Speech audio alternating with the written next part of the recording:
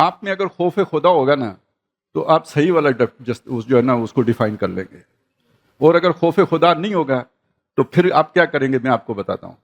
آپ استخارہ کریں گے، اے اللہ یہ کام جو ہو رہا ہے یہ اگر میرے لیے فی معاشی و کیا ہے وہ و دینی و عاقبت امری ہیں تو یہ فقدر ہو لی و یسر ہو لی ثم بارک لی فی، یہ کہیں گے. اور اگر شر لی فی دینی و معاشی و عاقبت امری تو فصرف عنہ وصرفنی عنہ، یوں کریں گے.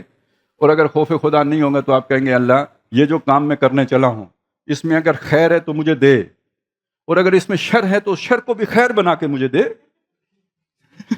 دینا تو نے ضروری ہے، مجھے چھوڑنا نہیں ہے، ضرور کرنا ہے.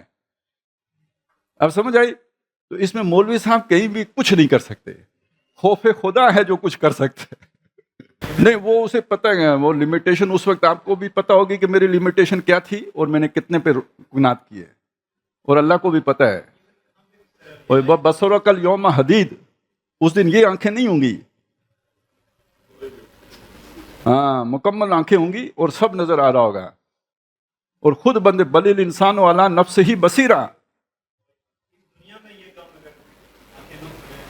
بالکل یہی تو آنکھیں کھلتی خوف خدا سے ہیں، اس کے بغیر بالکل نہیں کھلتی، اندھیرے میں رہتا ہے بندہ. من کان فی ہذہ اعمی وہو فی الآخرۃ اعمی. ٹھیک ہے، آنکھ کھلتی خوف خدا سے. راس الحکمت مخافت اللہ، حکمت کی چوٹی اللہ کا خوف ہے.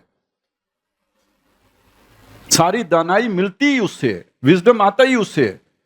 اس کے علاوہ جو وزڈم ہے وہ اصل میں شیطانی وزڈم ہے جو دنیا میں مکار بناتا ہے، عیار بناتا ہے. جز با قرآن زیگ میں ربائی ہست، فقر قرآن اصل شہنشاہی ہست.